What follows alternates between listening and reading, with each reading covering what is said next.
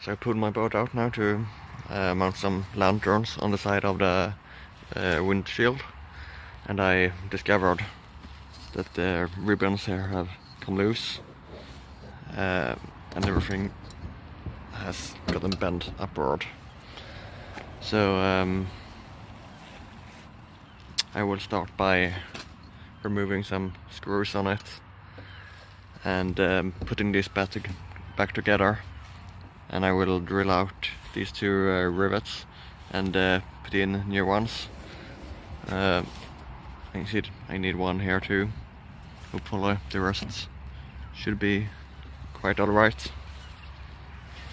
So let's get started. So after drilling out the rivets, it wasn't too hard to get the windshield into its track again and get this one down to where it should be. And you can see here that the things left from the rivets aren't in very good condition, so I should probably take some day and replace all of them. They are quite in need of it, but I've already done this one, and I will continue with this one now. So drill out a hole to 3.5 millimeters so I can fit a rivet in it, and then I will just push from the back side to make sure that this aluminium frame is as close as possible together with the rest of it, and then I just pinch them with the tweezers or pliers. So after taking a look at the rivets on this other side, I decided to change those two. So I have changed the outer two of them. The other ones should have a replace quite soon, but I need to buy longer rivets. So now I will go ahead and do what I was going to do from the beginning. I will mount my lanterns. I got these old style lanterns from the about the 50s, I think.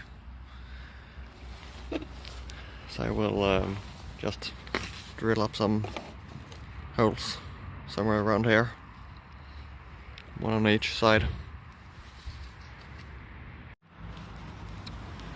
Okay, so the first one is in place. I still have the wiring to do, but I think I'll leave that for another day. So I have two screws from the back side, one hole for the wiring.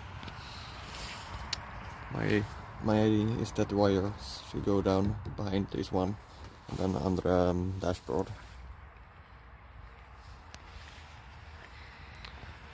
So here's these M4 screws with M4 lock nuts. So let's do that aside. Okay, so now I have my starboard lantern in place too. Haven't done any wiring for this one either, but my idea is to release this one so I can put the cable under this one, and then it can go behind the control panel, and I already have some buttons there for the navigation lights. So now I have my starboard lantern, I have my motor lantern in front. I still haven't figured out how to do the wiring to this one. It's a bit harder. I have to pull the wire from the rear of it. So I'm thinking about putting the wire through one of these aluminium pipes.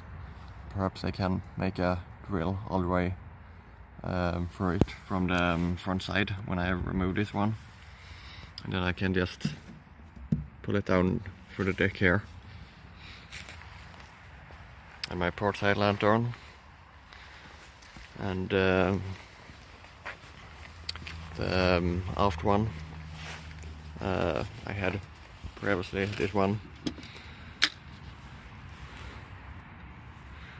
So it's a combination of navigation light and flagpole, but it has gotten quite bad from the moist and gone grey. So I have to sand it down and put some new finish on it. And yeah, that's also a problem. I do need to glue this pipe onto this one again. So here I have already done a hole for the wiring, and this hole will join up with this hole, so the wiring can go through that one, and then it goes through the bottom, through the hole here, and into the electronics box down here. So this one should be quite easy to fix up.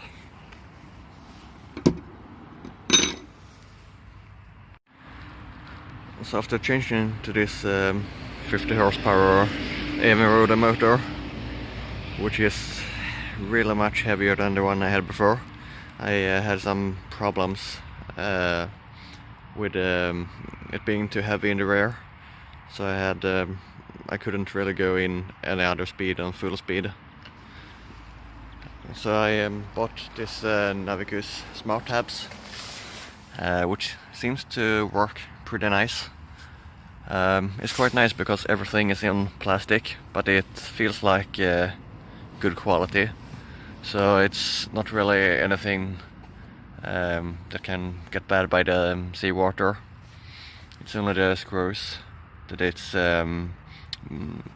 put into the transom with, that's in stainless. A lot of things are in plastic or rubber.